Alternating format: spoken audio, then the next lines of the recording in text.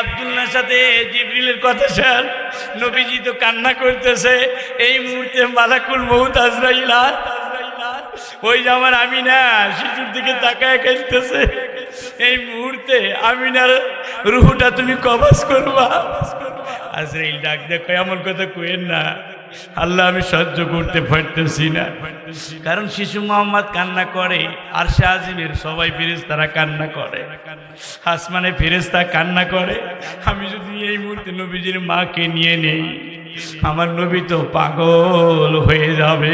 আল্লাহু আকবার বলে। আমিনা বলে, আমি কান্না করতেছি, পাশেই সোহেবা ছিল। হঠাৎ করে আমিনা ছটফট করতে শুরু করছে। কারণ মক্কা মদিনার বাতাস লু বাতাস বাবা, বিষাক্ত বাতাস, নাকের লু বাতাস, নাকের মধ্যে বিষাক্ত বায়ু ঢুকে গেছে। আমিনা ছটফট ছটফট করে। এবার শিশু মোহাম্মদ মায়ের ছটফট দেখিয়া কবর সাইডে, বাবার কবর সারিয়া দূরে মার কাছে আসছে। ও মা, তুমি এমন করো কেন? বাবা, আর তোর সাথে আবার সাক্ষাৎ হবে না, আমি দুনিয়ায় থেকে বিদায় হয়ে যাইতেছি। সোহেবারে ডাক দিয়ে কই, সোহেবা আমি তো চলে যাইতেছি, আবার বেটারে কি দেখবে বলো, কি দেখবে? সোহেবা, আমার বেটারে তাহলে কষ্ট দিও না, আমার বেটারে দেখো। নবীজির কান্না দেখে ফেরেশতারাও কান্না করে। আল্লাহ ডাক দেখে, তোমরা জানো না আমি আমার নবীকে এমন অবস্থায় পালতে চাই যে অবস্থায় আমার নবীজির মা বাবা থাকবে না। আল্লাহ চ্যানেলটি সাবস্ক্রাইব করে আমাদের সঙ্গেই থাকুন। হে বাবা, কারণ আমার নবীজি ছোট্টবেলায় বাবার হারে খেলার সাথীদের সাথে কাঁদতেছিলেন। আরে বন্ধুদের বাবার এসে বন্ধুদেরকে নিয়ে যায়। আমি নবীজি, আমার বাবা তো আসে না, আমারে তো নিয়ে যায় না। আরে সন্ধ্যা হয়ে যায়, সবাই চলে যায়, নবীজি যায় না। আমিনা বলেন, আমি লম্বা টাইম অপেক্ষা করতেছিলাম, আমার শিশু মোহাম্মদ তো আসে না। কি হয়েছে? সন্ধ্যার দিক দিয়ে হাঁটি হাঁটি পা পা করে আমিনা খেলার ময়দানে চলে গেছেন। দেখেন শিশু নবী ফোফায়া ফোফায়া কান্না করতেছে। কি হয়েছে বেটা, কান্না করস কে? ও মা, আমার বন্ধুদের বাবারা এসে ঘোড়ায় করে নিয়ে গেল, কোন বন্ধুর বাবা উঠে করে নিয়ে গেল। হে মা, আমি আমার বাবার দিকে তাকাইছিলাম, আমার বাবা তো আসে না। আমি আমার নদীকে চোখটা ঘুরে কান্না করে। বেটা, আমি তোরে কি দিয়া বুঝাই? তুই যখন আমার পেটের মধ্যে, তোর বয়স যখন 5 মাস 17 দিন, ওই সময় তো তোর বাবা দুনিয়ায় থেকে বিদায় হয়ে গেছে। ছিলে কন্যা মারহাবা। আমি না এটা প্রকাশ করে না, শুধু কান্না করে। শিশু নবী ডাক দেখে, মা কান্না করো কে? কয় বেটা বুঝবি না? কয় মা, তুমি কান্না করার যাই করো না কেন, আমাকে তুমি বাবার কাছে নিয়ে যাইবা। শিশু মোহাম্মদকে বুকে জড়ায় নিয়া আমি না ডাক দেখে, বেটা কান্না করিস না, আমি তোরে আগামীকাল তোর বাবার কাছে নিয়ে যাব। আরে আমি না শিশু মোহাম্মদকে জড়াই নিয়ে বাড়িতে গেলেন। শ্বশুর আব্দুল মুত্তালিবকে ডাক দেবেন, আব্দুল মুত্তালিব শ্বশুর আমার বেটা আর বাবারে দেখতে চায়, আমি ওরে কি দিয়ে সান্ত্বনা দেব? আপনি যদি অনুমতি দেন তাহলে আগামীকাল আমি আমার সন্তানকে নিয়ে ওর বাবার কাছে যাব। আব্দুল মুত্তালিব ডাক দেখায়, আমি না এ মা, তোমাকে আমি অনুমতি দিলাম, তুমি তোমার সন্তানকে নিয়ে আমার ছেলের কাছে যাইও। ও মা, তুমি একা গেলে তো কষ্ট হবে, শিশু মোহাম্মদকে নিয়ে আমি, আমার একটা বান্দি আছে নাম সুয়াইবা, আমি সুয়াইবাকে তোমার সাথে দিয়ে দিলাম। এবার আমি না সুয়াইবাকে নিয়ে আমার রসুলকে নিয়ে রওনা হয়ে গেলে। মদিনার পথ দিয়ে যাইতেছেন যাইতে যাইতে যখন আবওয়া নামক স্থানে চলিয়া গেছে, মা ভাগ থেকে মা আমিনা ভাগ থেকে ডাক দেখায় বেটা ওই যে একটা গাছ দেখা যায় ওই গাছের নিচে তোর বাবা ঘুমায়। শিশু মোহাম্মদকে যখন এই কথা বলছে শিশু মোহাম্মদ দৌড় দিয়া বাবার কবরের উপর পড়ে গেছে। বাবার কবর জরে ধরে কান্দে ডাক দেখায় বাবা তুমি কি আমারে আদর করবে না? দূর থেকে আমিনা ডাক দেখায় প্রাণের স্বামী আমার একটু কবর থেকে দেখেন না আপনার কবরের উপর কে শুয়ে রয়েছে, তাকায় দেখেন না আপনার কবরের উপর পূর্ণিমার চাঁদ উঠছে। আল্লাহু আকবার। এদিকে শিশু মোহাম্মদ বাবা বাবা বলিয়া কাঁদে। আব্দুল্লাহ কবর থেকে মালিকের কাছে দরখাস্ত জানায় ও মালিক আমি তো আমার বেটার কান্না সহ্য করতে পারি না, আল্লাহ আমার কবরটারে একটাবার ফাটিয়ে দাও, আমি একটু আমার শিশু নবীকে আদর করে আসবো, এছাড়া আমি তোমার কাছে কিছুই চাই না। আল্লাহু আকবার বলো। এ শিশু মোহাম্মদ তো বারে বারে বাবা বলে আর আব্দুল্লাহ শুধু বলে আল্লাহ কবরটা ফাটিয়ে দাও, আমি আমার শিশু নবীকে আদর করবো, আমি আর কিছুই চাবো না তোমার কাছে। আল্লাহ জিবরিলকে ডাক দেখায় জিবরিল রে এই মুহূর্তে আমি তোমার হুকুম দিতেছি আব্দুল্লাহর কানে কানে পৌঁছায় দাও। হে আব্দুল্লাহ তোমাকে যদি কবরটারে ফাটায়া আল্লাহ যদি ওটার সুযোগ করে দেয় সঙ্গে সঙ্গে কিয়ামত হয়ে যাবে রে আব্দুল্লাহ, এই জন্য কবর ফাটানো সম্ভব না, তোমার থেকে তোমাকে কবর থেকে জীবিত করাও সম্ভব না, কারণ তুমি যদি জীবিত হয়ে যাও সঙ্গে সঙ্গে কিয়ামত হয়ে যাবে। কথা বলেন ঠিক কি না? এই আব্দুল্লাহর সাথে জিবরিলের কথা স্যার নবীজি তো কান্না করতেছে, এই মুহূর্তে মালাকুল মউত আজরাইল ওই যে আমার আমিনা শিশুর দিকে তাকায় কাঁদতেছে, এই মুহূর্তে আমিনার রুহটা তুমি কবজ করবা। আজরাইল ডাক দেখো এমন কথা কইেন না, আল্লাহ আমি সহ্য করতে পারতেছি না, কারণ শিশু মোহাম্মদ কান্না করে আর সে আজিমের সবাই ফেরেশতারা কান্না করে, আসমানে ফেরেশতা কান্না করে। আমি যদি এই মুহূর্তে নবীজির মাকে নিয়ে নেই আমার নবী তো পাগল হয়ে যাবে। আল্লাহু আকবার বলে। আমিনা বলে আমি কান্না করতেছি, পাশেই সোহেবা ছিল, হঠাৎ করে আমিনা ছটফট করতে শুরু করছে, কারণ মক্কা মদিনার বাতাস লু বাতাস বাবা, বিষাক্ত বাতাস, নাকের লু বাতাস, নাকের মধ্যে বিষাক্ত বায়ু ঢুকে গেছে। আমিনা ছটফট ছটফট করে। এবার শিশু মোহাম্মদ মায়ের ছটফট দেখিয়া কবর সাইরে বাবার কবর সারিয়া দূরে মার কাছে আসছে, ও মা তুমি এমন করো কেন? বাবা আর তোর সাথে আবার সাক্ষাৎ হবে না, আমি দুনিয়ায় থেকে বিদায় হয়ে যাইতেছি। সোহেবারে ডাক দিয়ে কই সোহেবা আমি তো চলে যাইতেছি, আবার বেটারে কি দেখবে বলো, কি দেখবে? আমার বেটারে তাহলে কষ্ট দিও না, আমার বেটারে দেখো। নবীজির কান্না দেখে ফেরেশতারাও কান্না করে।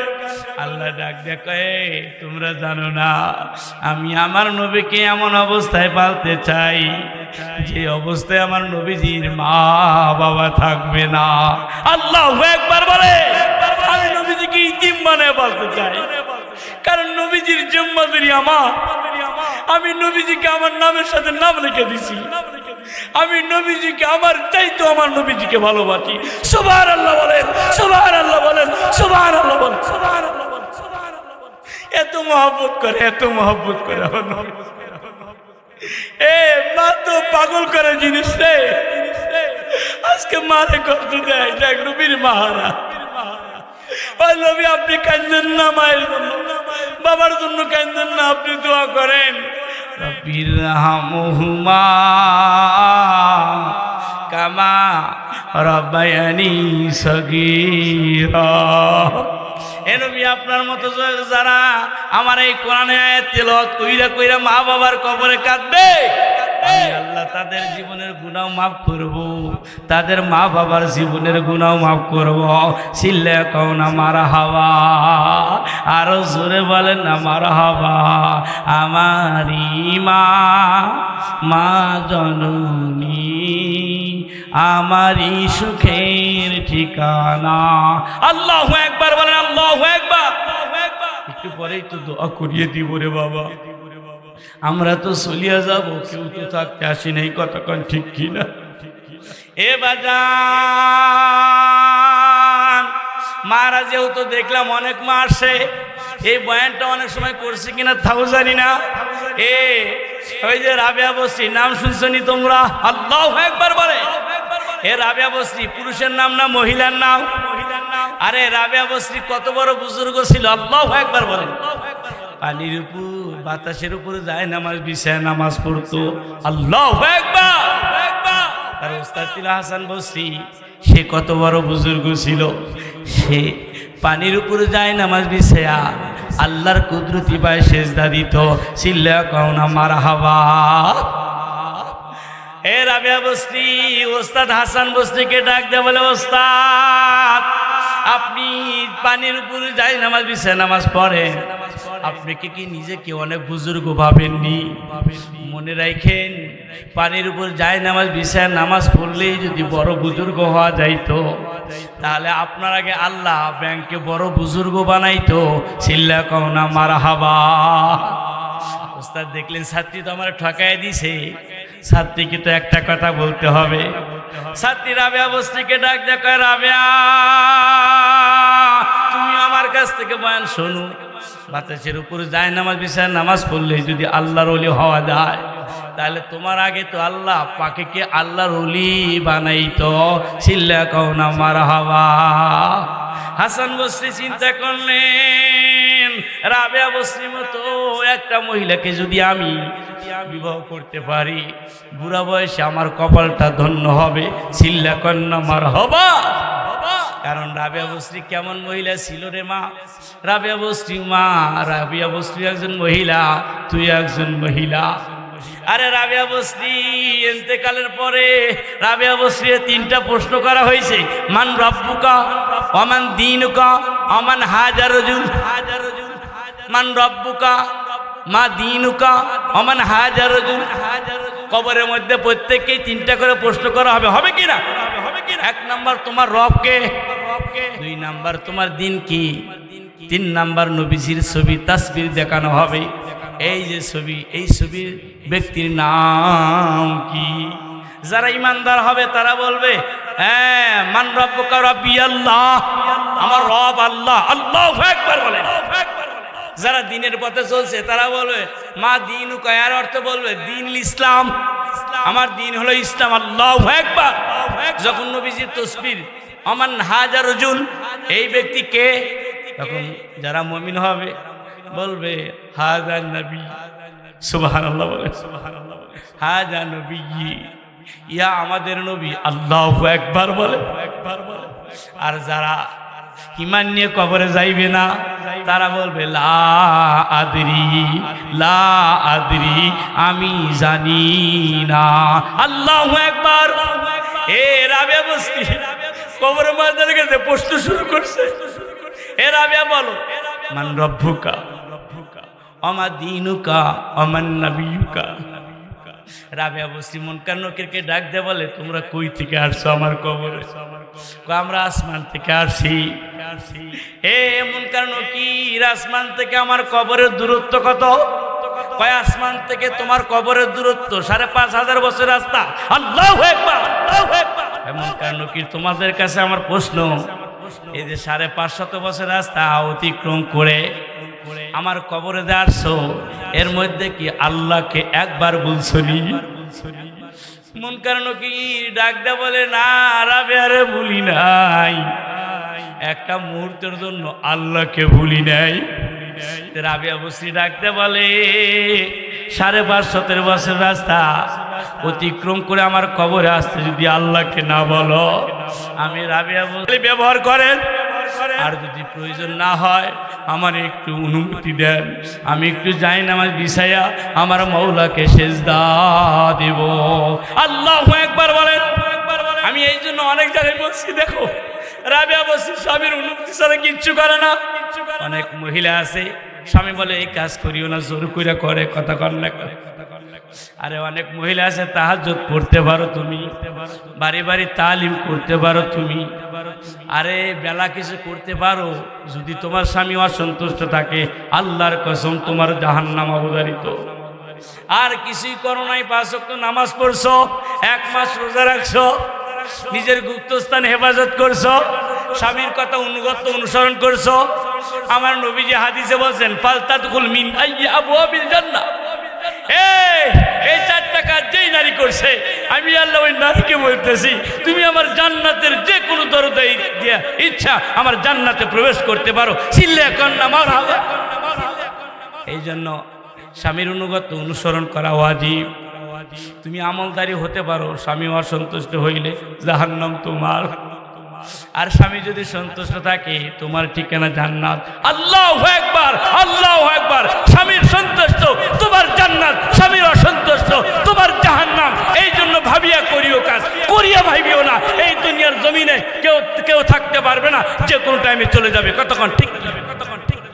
রাবেয়া আমি বিয়ে করবো তোমার, বিয়ে করবো। কয় আমারে বিয়ে করবেন তো ভালো কথা, কিন্তু আমারে বিয়ে করবেন তো ভালো কথা, কিন্তু প্রাণের ওস্তাদ আমার আপনার মতো ব্যক্তিকে যদি স্বামী পাই আমার মতো ভালো কপাল্লা কেউ হবে না। আল্লাহু আকবার, আল্লাহু আকবার। কারণ আপনি 30 জন সাহাবীর মুখ দেখছেন, অনেক সাহাবী আপনার ঠোঁটে চুমা দিছে। আপনি একজন দামি মানুষ, আপনার মতো ব্যক্তি যদি আমার স্বামী হয় আমার কপাল খুলিয়া যাবে। কিন্তু হুজুরু আমি আপনাকে বিবাহ করতে পারি যদি আমার 4টা মাসলা আপনি হল করে দিতে পারেন। যদি এই 4টা মাসলা হল করে দিতে পারেন আমি আপনাকে বিবাহ করব, নইলে বিবাহ করতে পারবো না। এ রাবেয়া কি এমন প্রশ্ন তো আর দেখি আমি পারি নাকি, বলো বলো। রাবেয়া 1 নাম্বার প্রশ্ন করছে, ওস্তাদজি বলেন তো আমি যেদিন দুনিয়া থেকে চলে যাব আমি কি ঈমান নিয়ে যাইতে পারবো কি পারবো না একটু জানতে চাই।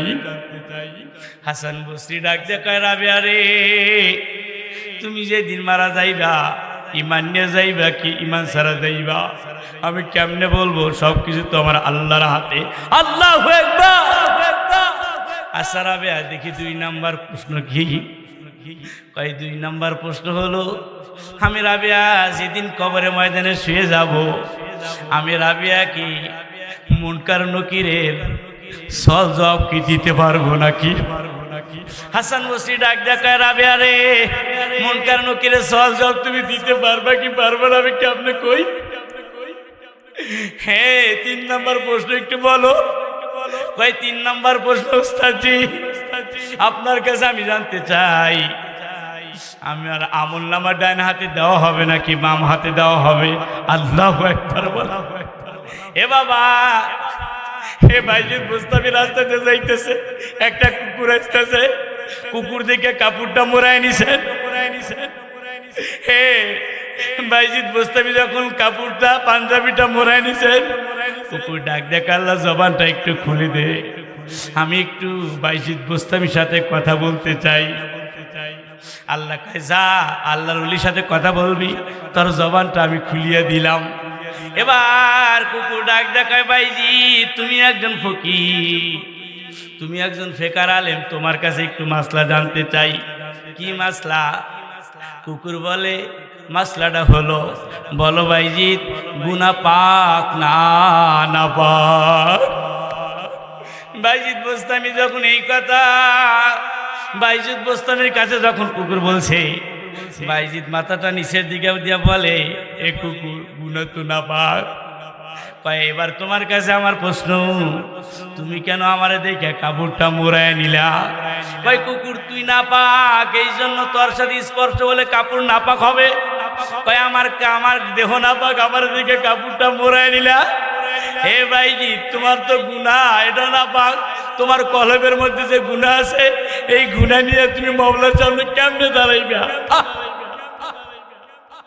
হ্যাঁ বাইজিৎ কয় কুকুর তো আল্লাহওয়ালা রে, এ কুকুর তোর সাথে আমি বন্ধুত্ব করতে চাই। এবার কুকুর ডাক দিয়ে কয় ভাইজি তোমার সাথে আমার বন্ধুত্ব হতে পারে না, কারণ তুমি হইলা আশরাফুল মাখলুকাত, তোমার চাইতে দামি আর কোনো আল্লাহর সৃষ্টি হতে পারে না, আর আমি কুকুর বেদামি, আমার কোনো দাম নাই, এই জন্য তোমার সাথে আমার সিলসিলা মেলে না। 2 নাম্বার, তুমি যদি জাহান্নামী হও তোমার বাম হাতকে পেটের মধ্যে ঢুকা দিয়া পিঠ দিয়ে বের করে তোমার বাম হাতের মধ্যে জাহান্নামীর আমলনামা দিয়ে দিব, অধমুখী কইরা তোমারে জাহান্নামে দেওয়া হবে। আর আমি বাইজিৎ তোমাকে তো জাহান্নামে দেওয়া হবে বাইজিৎ, আমি কুকুর, আল্লাহ আমার মাফ করিয়া বলবে যা মাটির সাথে মিশা যা, এই জন্য তোমার সাথে আমার বন্ধুত্ব হতে পারে না। কথা বলেন ঠিক কিনা? 4 নাম্বার প্রশ্ন কি রাবেয়া বলো, আমি নেককারদের কাতারে থাকবো নাকি বদকারদের কাতারে থাকবো? এবার হাসান বসরি ডাক দেখায় রাবেয়া রে আমি এটা কেমনে বলি, কেননা রাবেয়া নেককার মানুষগুলো আর বদকার মানুষগুলো যখন একত্রে দাঁড়িয়ে থাকবে সবাই বলবে আমি নামাজি, আমি দিনদার, আমি আল্লাহওয়ালা ছিলাম। আল্লাহ বলবে তোমরা তো কেউ স্বীকার করতেছ না, তখন আল্লাহ রাব্বুল আলামিন সূরা ইয়াসিন আয়াতটা পড়বেন, আমতাজুল ইয়াউমা আইয়ুহাল মুজরিমুন। এই আয়াত পড়ার সঙ্গে সঙ্গে গুনাহগাররা এক কাতারে হবে আর নেককাররা আর এক কাতারে চলে যাবে।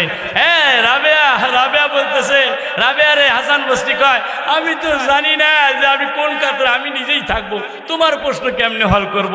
এবার রাবেয়া বলে ওস্তাদজি যেহেতু আপনি আমার প্রশ্ন হল করতে পারবেন না, আমিও আপনার সাথে বিয়া বসতে পারবো না, কারণ বিয়া বসলে আমার আমলের সমস্যা হবে, আমি তো আমাকে নিয়ে চিন্তা করতেছি আমার কোন অবস্থা হয়ে যায়, এই জন্য হুজুর আমাকে বাধ্য করেন না।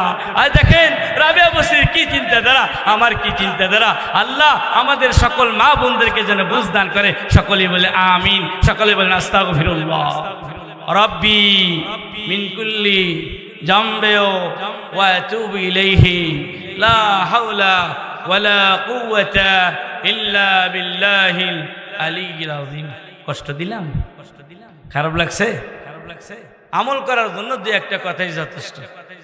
যারা মজমায় থাকে তারা কোনো কথা বলে না, যারা মজমায় একটু বাইরে থাকে মানে শয়তান তো ওই যে একটু গ্রুপ খালি টানতেছে আয় আয়, ঠিক না? ওরা খালি ঘুরতেছে মাঝে মাঝে, মজা। স্বামী স্ত্রী মুখামুখি হওয়া সুন্নত, কথা কন না কেন? যেভাবে টাই নিয়ে যা হইতেছেন বিরাজ তো করবেনই না, যায় তো বাবের কাছে হইয়া পড়বেন। এখন মুখ হয়ে তো সোয়া সুন্নত, হুজুর তো বয়ান করে দিছে মুফতি সাহেব যে স্বামী স্ত্রী মুখামুখি হওয়া সুন্নত। এবার বলতেছ এ স্বামী আজকে একটু সুন্নত আদায় করবো, দৈনিক তো সময়ই পাই না, তুমি 10টার সময় কোন থেকে 4টাতে ঘুরে এসে ডুব বুঝা হইয়া পড়ো, পলার মুখ নিয়ে ঘুমাই, আজকে আল্লাহ সুন্নতের উপর আমল করুন। তো ইনশাল্লাহ সুন্নতের উপর আমল করছে, স্বামী বউর দিকে মুখ দিছে, আন বউ কয় কি মুখ দিছেও নাকি অন্য কিছু দিছেও? কয় কেন? বুঝতেছি না তো, তোমার মুখ দিয়েও যেমন দুর্গন্ধ, পিছনের রাস্তায় দিয়েও তো একই গন্ধ। কতক্ষণ না, কারণ যারা বিড়ি খায় আর বিড়ি খায় বিরাস না করে ঘুমায়, তাদের মুখ দিয়ে কি দুর্গন্ধ। এই জন্য আল্লাহর পয়গম্বর বলেন স্বামী স্ত্রী যখন মুখামুখি হয়ে ঘুমাবে আল্লাহ রাব্বুল আলামিন তাদের উপর আল্লাহ রহমতের বাড়ি বর্ষণ করে। সিল্লা কওনা মারহাবা, আর জোরে বলেন মারহাবা। আল্লাহ আমাদের সকলকে আমল করার তৌফিক দান করুন, আমিন বলেন।